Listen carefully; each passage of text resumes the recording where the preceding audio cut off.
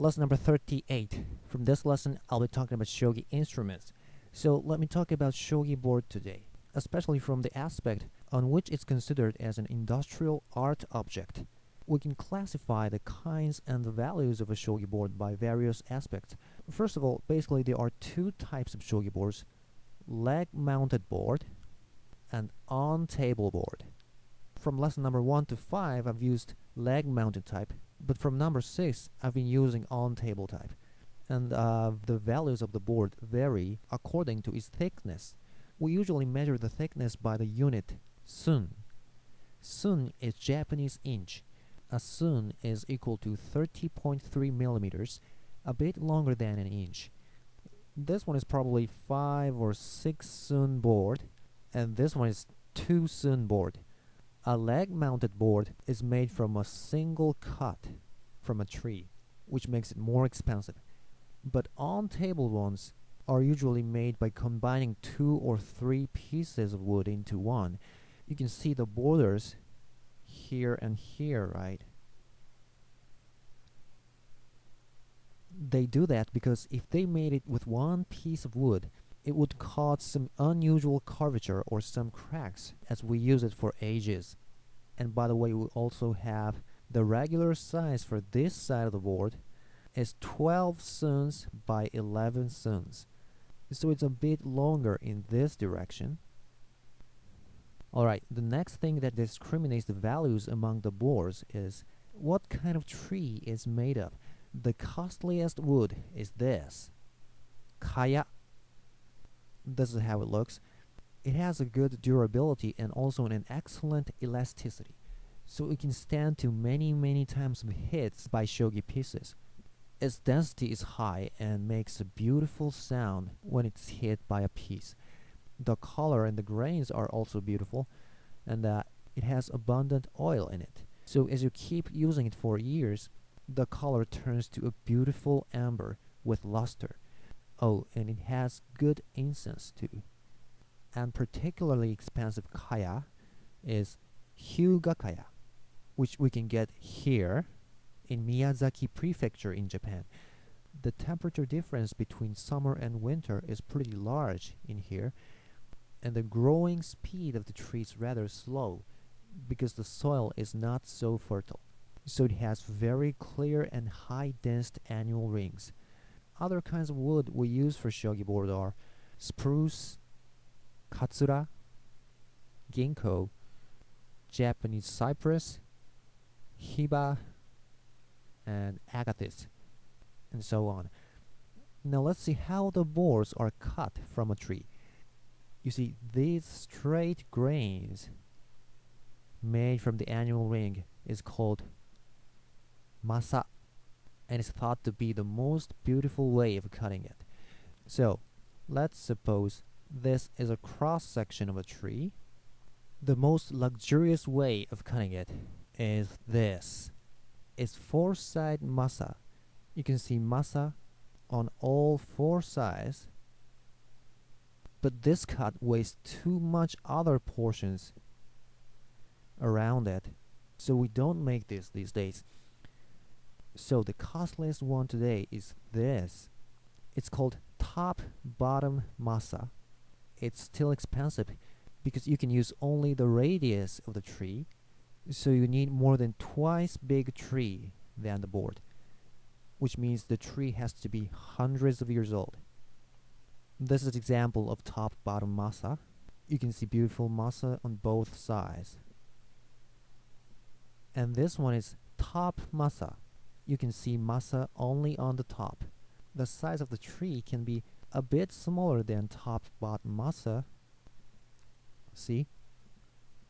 But still expensive. This is an example.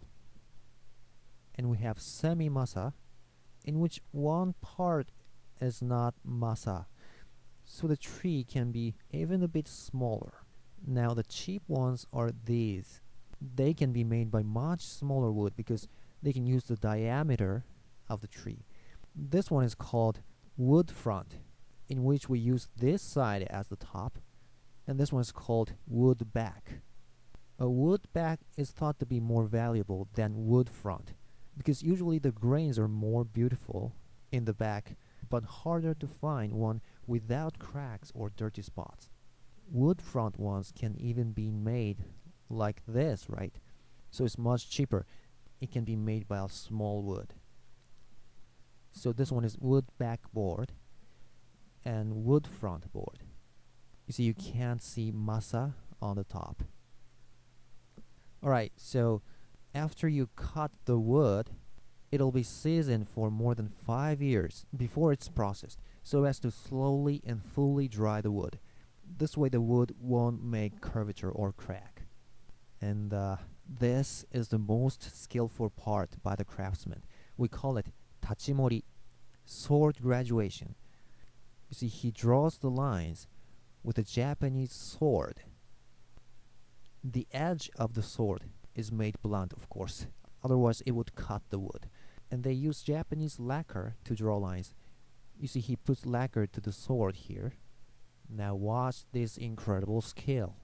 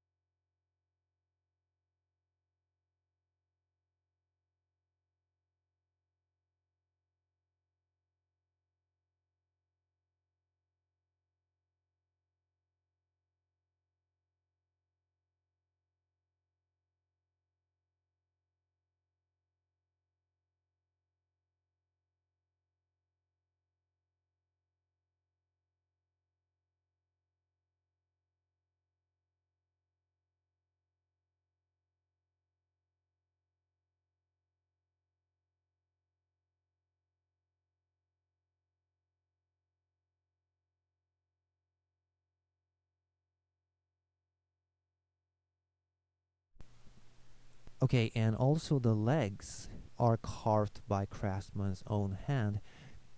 It's the shape of a gardenia fruit. Gardenia is called kuchinashi in Japanese, which means no mouth. So it's a symbol for this principle.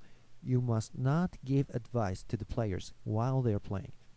And this is the bottom side. One of the 4 legs is detachable, and usually an autograph of the craftsman who made the board is written there. And there's this hollow in the center.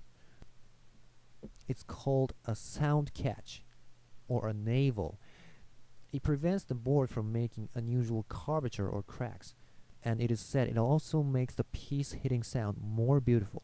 And sometimes we call it a blood puddle too, because I don't know if it's true, but it's because it is traditionally said if one carelessly made advice to a player in the middle of the game, he got decapitated and his head was put on here.